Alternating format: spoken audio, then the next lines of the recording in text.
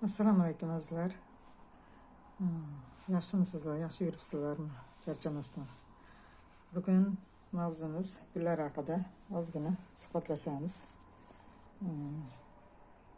Men mana bu gul haqida gapirmoqchi edim. Birinchi, mana shu gulim 1 yildan beri gullamayotgan edi va o'zgarmayotgan edi. Qanday olib kelmasam shunday turibdi. Ketirganimda lekin shunda gullab yotadi. Keyin men buni shu bahorda, hozirgi shu yil bahorda yangi idishga o'tkazdim va kichkinaroq idishga o'tkazdim. Keyin mana og'jalar qilib o'zgarish bo'ldi. Mana bu yoqda mana bu yoqlari o'sdi, mana bu yoqqacha. Mana bu ham o'sdi, mana bu yeri bu yoqqacha yo'q edi. Mana bu barg o'sdi. Va mana bu barg uzun bo'lib o'sdi, mana uzun yo'q edi. O'zgarish bo'ldi. Nima demoqchiman?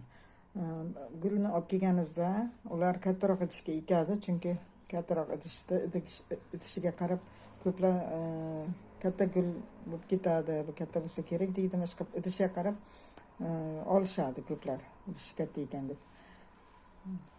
Lekin katta idishda hech qanaqa nimasi yo'q, foydasi katta idishda katta gulda ekish kerak, katta idishga kichkinaroq gullarni kichkina idishga eksangiz tez o'zgaradi. Chunki bu ovora bo'lmaydi tomirda o'zgartirish bilan. Agar kichkina idishga eksangiz birdan tomiri o'ziga yarasha bo'ladi, idishi tez tepaga kuch berib tepasi o'zgarib boshlaydi.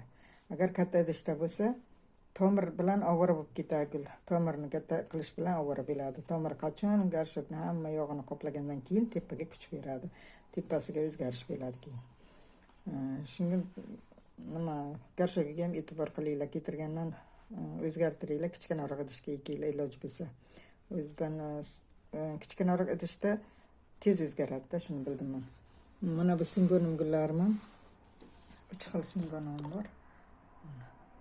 Bunaqa singonim va u yoqda qizil singonim bor va mana bu uchinchisi mana bu singonim.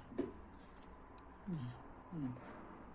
Bu singonim mana. Bu ham juda kichkina edi, ikkitagina bargi bor edi.